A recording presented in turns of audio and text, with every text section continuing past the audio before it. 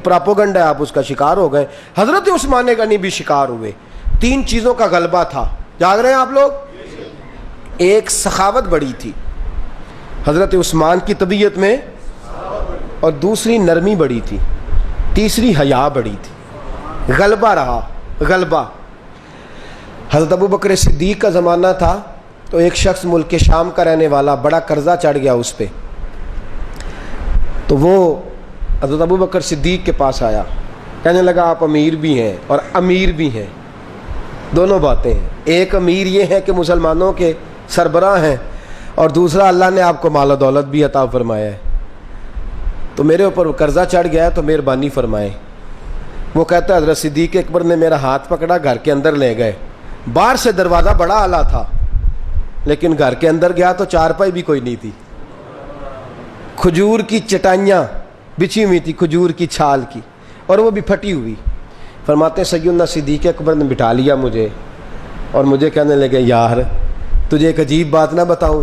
क्या बताइए?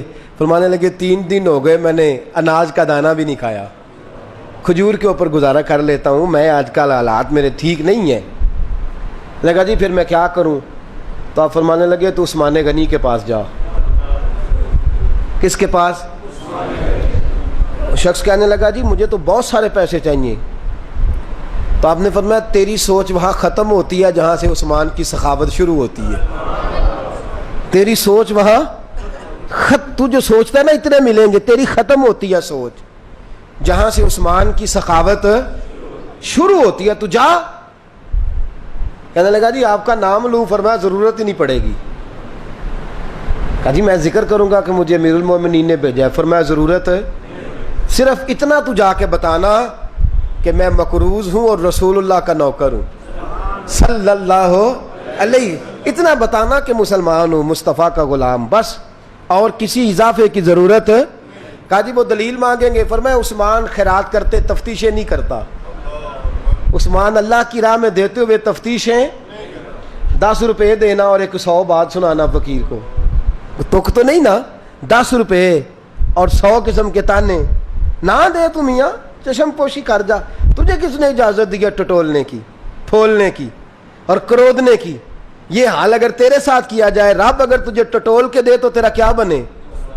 रब करीम अगर तुझे टटोल के दे के पहले बता नमाजें कितनी पढ़ी हैं, सवेरे उठता है कि नहीं, तो तेरा क्या हाल होगा? तू टटोलता फिरता है 10 रुपये देने के लिए। हजरत उस्मान गनी की आदत नहीं। वो शख्स कहता है मैं चला गया, पूछता पुछाता दरवाजे पे पहुंचा, दरवाजे पे दस्तक दी तो हजरत उस्मान गनी के अंदर से बोलने की आवाज़ है, अपने बच्चों को डांट रहे हैं। कहते हैं ओ यार तुम लोग शहद के अंदर, दूध के अंदर शहद मिला के पीते हो, खर्चा थोड़ा कम करो, इतना खर्चा तुमने बढ़ा दिया है। तुम दूध के अंदर दूध भी मीठा, शहद भी मीठा, एक चीज़ खा लो, को बीमार हो, 2-2 चीज़ें इस्तेमाल करते हो। कहते हैं मैंने कहा अबू बकर तो बड़ी बातें बता रहे थे, और इस किस्म के कई वाक़यात हज़रत उस्मान गनी के साथ हुए। वो तो बड़ी बातें बता रहे थे और ये आदमी दूध शहद से लड़ाई कर रहा है, और मुझे कई हज़ार दिरहम चाहिए, दिनार चाहिए, मुझे दे देगा? फरमाते हैं अब वो डांट के बाहर आए, मैं दरवाजे पे था, आते ही कहने लगे मैं आया ना, तो जब मैंने अस्सलामु अलैकुम कहा तो वो समझ गए मैं मुसलमान हूँ। कहते हैं वालेकुम कहा तो पहला जुमला उन्होंने जो बोला वो उनके बड़ेपन का मुजाहरा था। कहने लगे बच्चों को एक बात समझानी थी, आने में मुझे 1.5-2 मिनट लग गए, तू दरवाजे पे खड़ा रहा, मुझे माफ़ कर देना। बड़े लोगों की बड़ी बातें, बड़े लोगों की बड़ी बातें, इतना बड़ा कद है उतना बड़ा इखलाक है। कहने लगे तुझे एक बात बच्चों से करने लग गया था, तुझे इंतज़ार करना पड़ा, ज़रा दरगुजर करना। कहते हैं फिर उन्होंने दरवाज़ा खोला, जो उस वक़्त उनका माहौल था हवेली का, ड्राइंग रूम का, जो भी, मुझे बिठाया।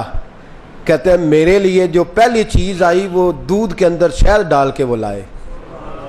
कहते हैं मेरे दिल में ख्याल आया घर में झगड़ा कर रहे थे, मुझे पिलाया, उसके बाद खजूरों का हलवा आ गया। कहते हैं मैंने कहा बच्चों को कह रहे थे एक मीठी चीज़ इस्तेमाल करो, मेरे लिए 3-3 आ गई है, 3-3 आ गई। अजीब शख्स है। कहते हैं मैं, लेकिन अभी मेरा तसव्वुर जमा नहीं। मैंने कहा इतना तगड़ा नहीं जितना हज़रत अबू बकर ने बताया है।